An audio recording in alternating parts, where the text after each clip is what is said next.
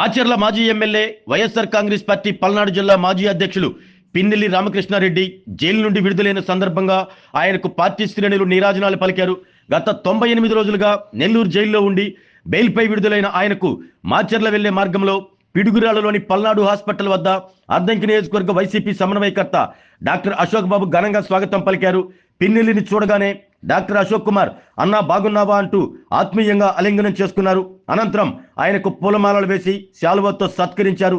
పిన్నెల్లి రాకతో పిడుగురాళ్ల పరిసర ప్రాంతాల్లో కోలాహలం నెలకొంది. పిన్నెల్లిని గంగమ్మ గుడిలోకి తీసుకువెళ్లి ప్రత్యేక పూజలు చేశారు. పిన్నెల్లి రామకృష్ణారెడ్డితో పాటు ఆయన వెంట నడిచిన ఆయన అనుచరులకు డాక్టర్ అశోక్ కుమార్ ప్రత్యేకంగా భోజన వసతి ఏర్పాటు చేశారు. పిన్నెల్లితో కలిసి అశోక్ కుమార్ భోంచేశారు. ఈ కార్యక్రమంలో వైసీపీ రాష్ట్ర అధికార ప్రతినిధి ఆర్మూరు వెంకటరెడ్డి, పార్టీ నాయకులు, పెద్ద సంఖ్యలో కార్యకర్తలు పాల్గొని పిన్నెల్లికి తమ సంఘీభావాన్ని ప్రకటించారు.